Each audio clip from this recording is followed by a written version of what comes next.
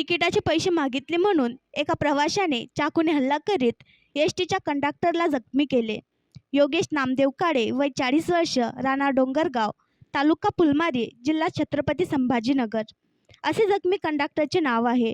तर फिरोज शेख शेख, वय 33 वर्ष, राहणार कान्होली बारा, तालुका हिंगणा असे आरोपी प्रवाशाचे नाव आहे।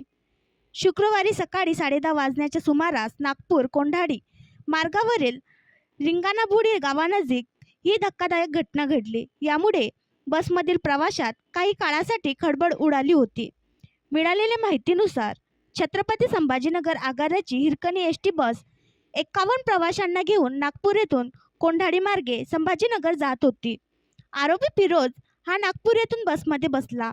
नागपूर बसस्थानकावर बसमध्ये गोंधळ घालून माझी जागा रिझर्व आहे म्हणून त्याने महिला प्रवाशांना बसमधून खाली उतरविले होते। सदर बसच्या कंडक्टरने याकडे दुर्लक्ष केले। यानंतर बस नागपूर येथून कोंढाडीकडे निघाली। यानंतर कंडक्टर योगेश याने नागपूर कोंढाडी प्रवास करणाऱ्या फिरोज शेख याच्याकडे तिकीट मागितले असता आपण ऑनलाईन तिकीट काढले आहे असे त्याने सांगितले।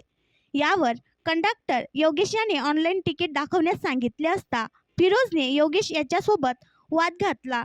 याच दरम्यान फिरोजने नागपूर कोंढाडी मार्गावरील रिंगणाबुडी गावानजीक योगेशाची गच्ची पकडून डोक्यावर चाकूने वार करून गंभीर जखमी केले। बसमधील काही प्रवाशांनी फिरोज याला पकडले। तसेच विनोद इंगोले, राहणार अकोला या प्रवाशाने तातडीने या घटनेची माहिती पोलीस नियंत्रण कक्षाला दिली। यातच फिरोजने चाकू व मोबाईल चालत्या बसमधून बाहेर फेकला। बस चालक संतोष जाधव, वय 47 वर्ष, राहणार संभाजीनगर याने कोंढाडी पोलीस ठाण्यात बस आणली। कोंढाडीचे ठाणेदार राजकुमार त्रिपाठी यांनी जखमी बस कंडक्टर योगेशाला उपचारासाठी कोंढाडी येथील प्राथमिक आरोग्य केंद्रात दाखल केले।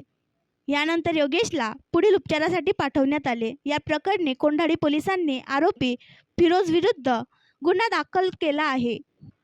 कोण आहे फिरोज शेख? फिरोज शेख हा सराईत गुन्हेगार आहे। त्याला गांजा व अंमली पदार्थाचे व्यसन आहे। त्याने 2019 मध्ये उमरेड येथून एका पोलीस कर्मचाऱ्याची ऑनलाईन वाहन चालक करण्याचे मशीन चोरले होते। ते मशीन सुद्धा कोंढाडी पोलिसांना आरोपीच्या बॅगमध्ये मिळाले आहे।